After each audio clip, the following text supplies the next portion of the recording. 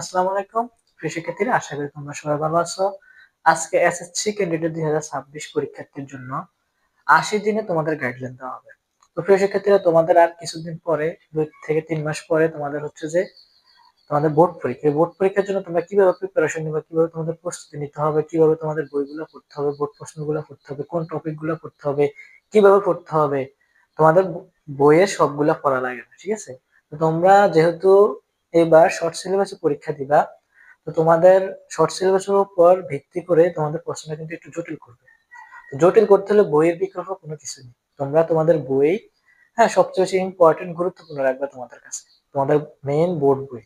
তো তোমরা জানো বিগত 2025 সালে প্রায় 6 লাখের অধিক স্টুডেন্ট ফেল করছে। তো তোমাদের এই 2026 সালে পরীক্ষার মধ্যে না জানো কয় লাখ ফেল করে আবার। তো তোমরা যারা পরীক্ষা দিবা, তো তোমরা পাস করার এবিলিটি বা ক্যাপাবিলিটি নিয়ে পরীক্ষা হলে যাওয়ার চেষ্টা করবে, এবং হচ্ছে যারা ভালো স্টুডেন্ট, ভালো করতে চাও, তাদের জন্য হচ্ছে যে আজকের ক্লাসটা, আর যারা হচ্ছে যে পাস করতে চাও তাদের জন্য ক্লাসটা। তো তোমরা দুজনেই ক্লাসটা দেখতে পারো, দুই দলে ক্লাসটা দেখতে পারো, ঠিক আছে? এখানে আমাদেরকে বলছে যে এখানে আমরা প্রথমে পড়তে হলে কি করতে হবে, প্রথমে আমাদেরকে দেখতে হবে প্রথম 10 দিন ক্লিয়ার বেস তৈরি করা, ঠিক আছে?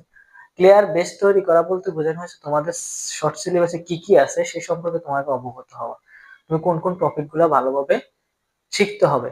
তো এখানে আমরা লক্ষ্য সিলেবাস বোঝা, ভয় কাটানো, আমাদের সিলেবাসটা কি লং নাকি শর্ট নাকি, হ্যাঁ, কিরকম ম্যাথ গুলা, বিষয়ের টপিক গুলা সেই সম্পর্কে জানা, এবং আস্তে আস্তে তার ভয় কাটানো।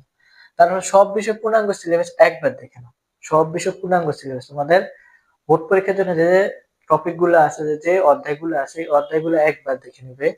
কোন টপিক গুলো দুর্বল লিস্ট করো। এখন হচ্ছে যে তোমার ফিজিক্স ভালো পারো না কেমিস্ট্রি, ফিজিক্স কি তুমি খারাপ পারো নাকি কেমিস্ট্রি খারাপ পারো নাকি ম্যাথ খারাপ পারো নাকি বায়োলজি খারাপ পারো, তুমি কোন বিষয়ের কোন টপিক গুলো সবচেয়ে সবচেয়ে খারাপ পারো, যেগুলো তুমি একেবারে পারো না, এগুলো তুমি লিস্ট করতে হবে।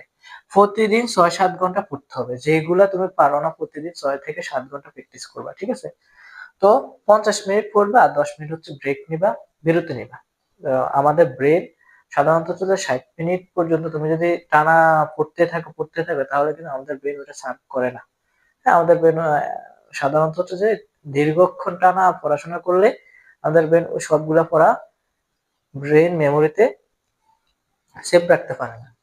তো গণিত, ইংরেজি, বিজ্ঞান প্রতিদিন পড়তে হবে, এটা তোমার পড়ার রুটিনে প্রতিদিন রাখতে হবে। গণিত, ইংরেজি, বিজ্ঞান। বিজ্ঞান বলতে গ্রুপের বিষয় আলাদা, যেরকম মানবিকে তোমাদের মেইন বিজ্ঞান 3টা বিষয় আছে, এটার ভিতরে কমার্সের জন্য বিজ্ঞান, আর গ্রুপ সায়েন্সের জন্য হচ্ছে তোমাদের ফিজিক্স, কেমিস্ট্রি, বায়োলজি, এই 3টা বিষয়